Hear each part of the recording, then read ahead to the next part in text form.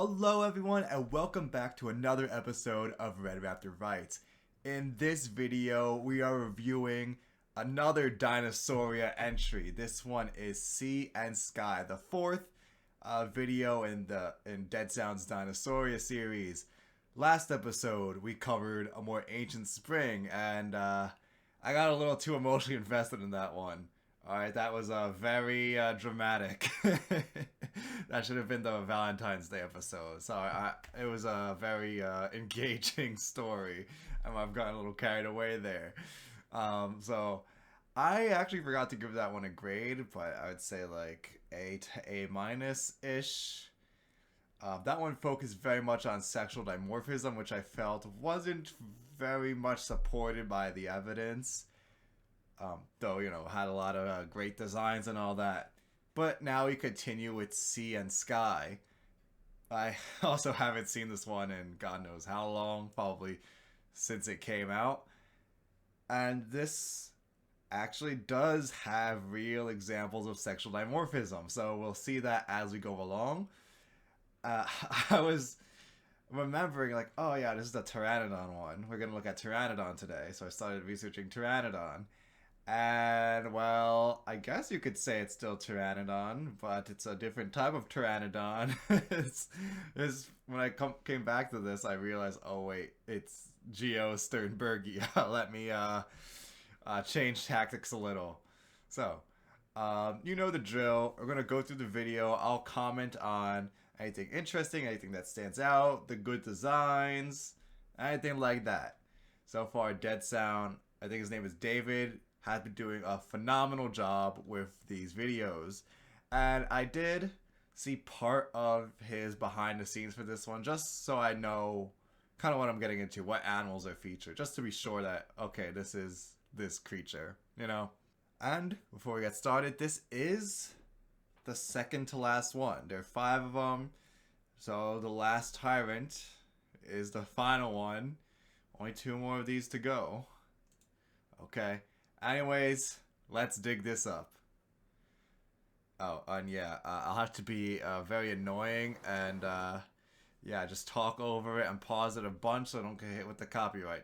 Alright, so alright, there's a lot to talk about, but let's actually let it start.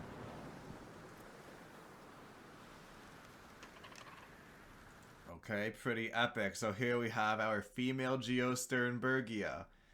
And right off the bat,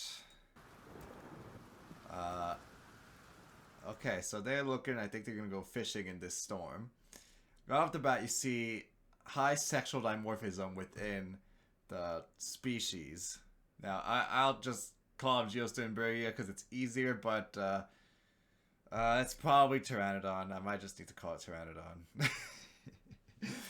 I wasn't sure exactly where the debate is on this one. I walked into this kind of in the mindset that they were separate. I mean, if I looked at them, I could tell the difference.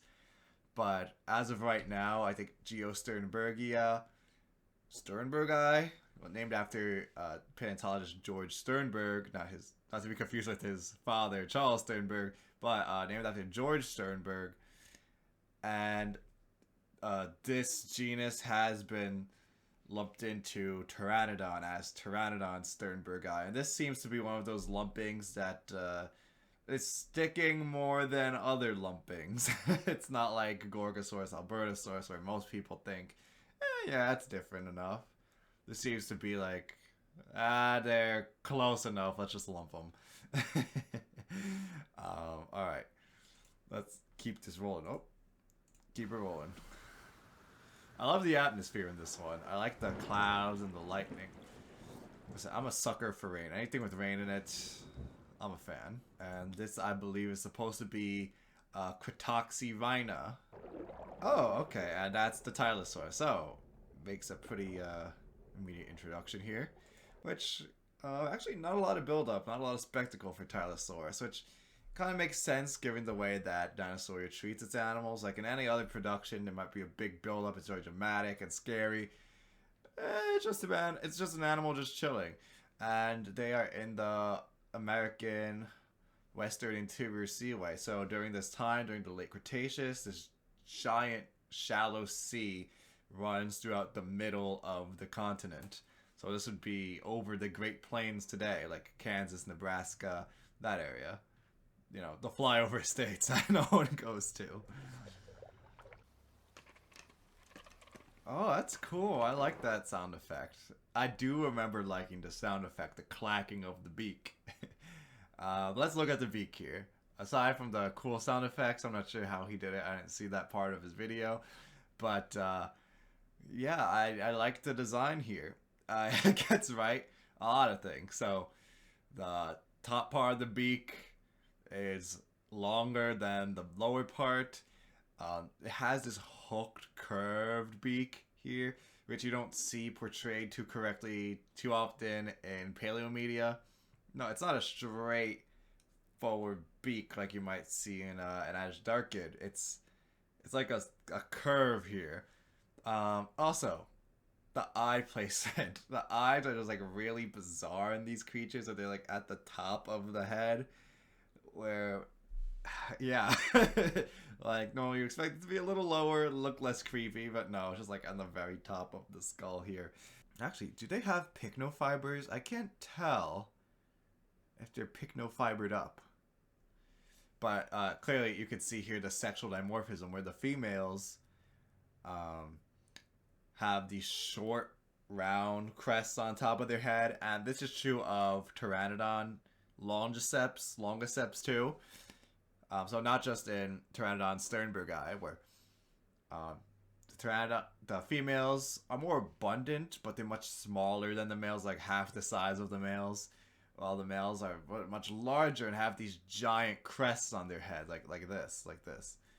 Of course, in Pteranodon longiceps, the crest curves, like it's like more pointy, goes further back. Dang, like Uncle Pterano. That's a good example here. They're all staring into the abyss. Oh no, here's the Giga Chad. There's always the Giga Chad. Which kind of makes sense, because if there are a lot of females and a few males, and this high sexual dimorphism, in that instance you would expect more harem-like structures where there's one large male over a group of females and they compete for mates, rather than when animals are more egalitarian, they look the same, they're about the same size, you would expect not as much of this system here.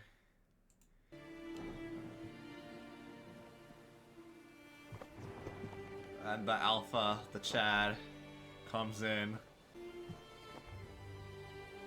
I'm assuming this is his harem here. I like the bright coloration on the male too. It's very vulture-y kind of. And I don't know if this area over here or these areas over here are supposed to indicate texture of pycnofibers. Alright, but it is a cool design. Credit where credit is due. So this is a smaller male here. I don't know if this is like a... Maybe he's younger, not quite ready to mate or challenge yet. Maybe it's his son. Who knows?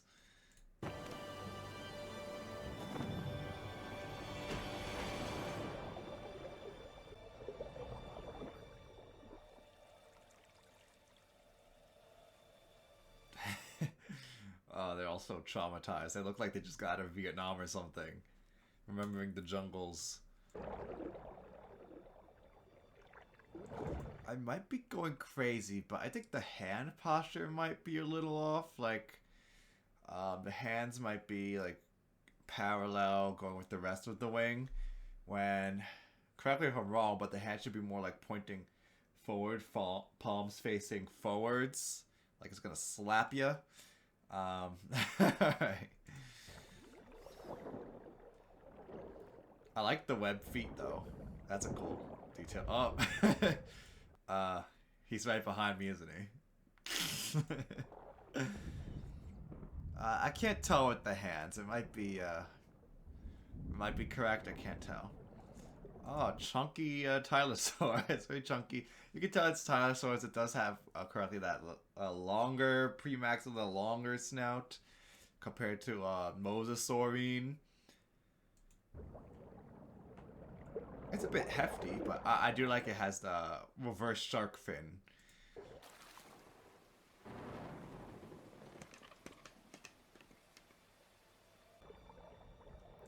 Okay, so there's probably some tension here. I don't know if the Cretoxivina are about to get a snack, but I know there is a Pteranodon fossil of a neck vertebrae with Cretoxivina teeth embedded in the bone. So either it was scavenged or they picked one off and chowed down on them. Rip. So I'm sure this is what they're trying to portray here. And okay, the Tylosaurus is coming in. I do like the coloration of the Tylosaurus.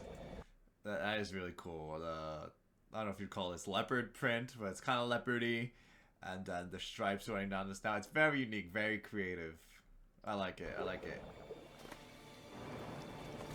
Oh, that's cool. He's doing a quad leap. Alright, this is... Alright, high praise, high points for accuracy here. The quad leap, epic. Birds, when they get into the air, they jump with their hind legs and then flap with their wings, and that's what lifts them up. But pterosaurs don't have those legs to jump up, you know. They would do more like a push with their front limbs, and then that like leaps them forward, and they'll start to get airtime. That's what probably how they would get out of the water too. Just quad leap their way out of the water until they get airborne.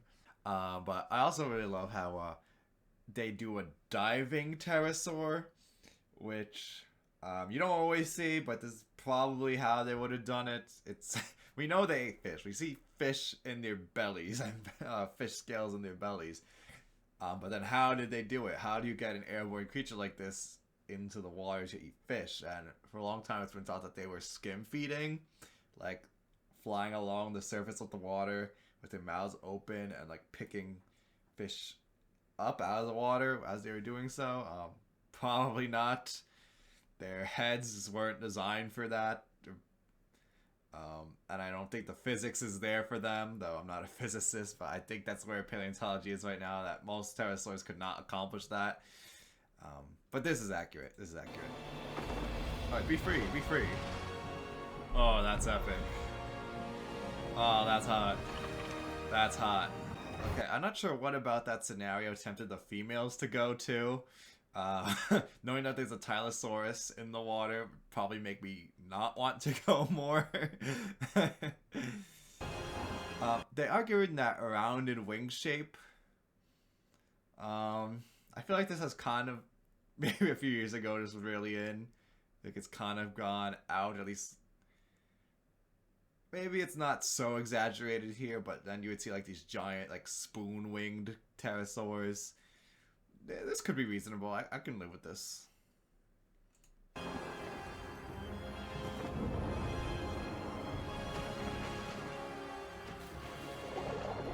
Listen, guys, one of you is going to become a snack. You all just jumped into the Tylosaurus-infested waters.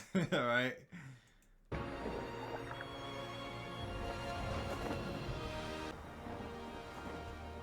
I do like that the wings fold behind them. And also, no teeth. So Pteranodon means toothless wing. So the pictures that show teeth just make me want to rip my eyes out. Except the Jurassic Park 3 one looks kind of cool, even though it has teeth. But still, and I do like that they're able to get airborne on their own. There's kind of discussion maybe like 10, 15 years ago where maybe pterosaurs couldn't actually like fly and lift themselves, that creatures like this were too big, but no, they were probably able to flap themselves into the air. Well, you know, quad leap into the air and then fly without not just soaring or gliding. And I feel like this one was rather short, unless I'm going crazy.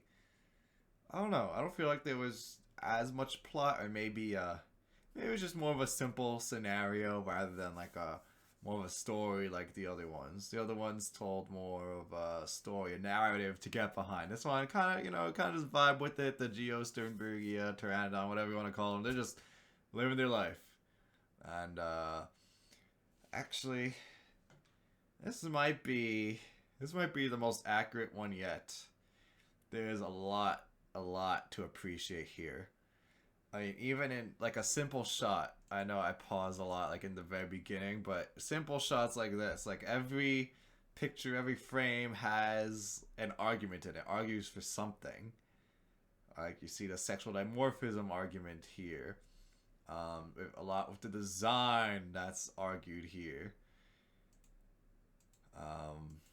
So like every frame, like kind of tells its own story, makes no argument, and I think it does a very good job at that. Definitely nails pterosaurs, and these close Pteranodon relatives, or the Pteranodons themselves. Okay. I wouldn't be surprised if there would be more back and forth on that in the future, but right now I feel like kind of seen as more Pteranodon. That's really cool though. It's really cool. Alright, so I realized that this series, it all takes place in North America during the late Cretaceous. At different points during the late Cretaceous, this could be like in the 80s-ish, millions of years ago. Geosternbergia, or Sternbergi, whatever, might appear earlier in earlier rock than Longiceps. That would be like 86 to 84-ish million years ago, when this one might have come right before that. But it would be cool to see a new series that goes to other times and other places. Yeah, it's different times in the late Cretaceous in North America, but it's all late Cretaceous North America still. It would be interesting to see something like the Triassic be tackled with so many bizarre creatures, or everyone is trying to do everything, trying to fill every niche or niche, whatever, and just getting these bizarre forms. That would be really cool to see, though. I know that these take a lot of time. You can't just poof one into existence. This takes a lot of time and effort here. It would be cool to see other times and places, though. I would love a return of the Dinosauria series. Dinosauria Season 2. Let's make it happen. Make it happen. This one's a solid... Do I say A+? Do I say A+? Was there anything I didn't love? I think the fingers look right. Where the third is... Well, aside from the fourth finger that's giant, the third is the longest, second and first is smallest. They might be in the wrong position. Tylosaurus, is the tail a little small? Is it a little chunky? I'm not sure. This is the first mosasaur we got. I think this is our first mosasaur. So mosasaurs would have been relatives of modern lizards and snakes, and so it would have been literally lizards adapted to the ocean. There's no forked tongue, which not a necessity. We don't know that it had it, but it would be cool if there was a forked tongue. I think I'd go pure A. Maybe even A+. Have I ever rated anything an A+ before? I don't know if I've ever rated anything an A+. This might be the single most consistently accurate piece of paleomedia I have seen. If we can interpret this as pycnofibers, I might just say A+. No, one last final note. I've been saying pycnofibers because they're pterosaurs, and those like the floof on pterosaurs is known as pycnofibers, but it may be homologous to the dinosaur feathers, meaning that they didn't evolve separately into similar structures. They evolved first in a common ancestor, and then diverged into both. Is found in both descendants of the common ancestor. So is this some archosaur condition with the more bird-like archosaurs? It seems more and more likely that that's the case.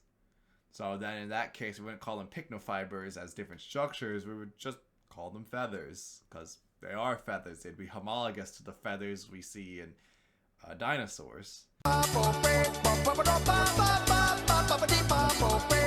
Okay, so that's my final thoughts on that. Remember, if you enjoyed this episode, to please leave a like, subscribe, and to check out my social media. See you next time.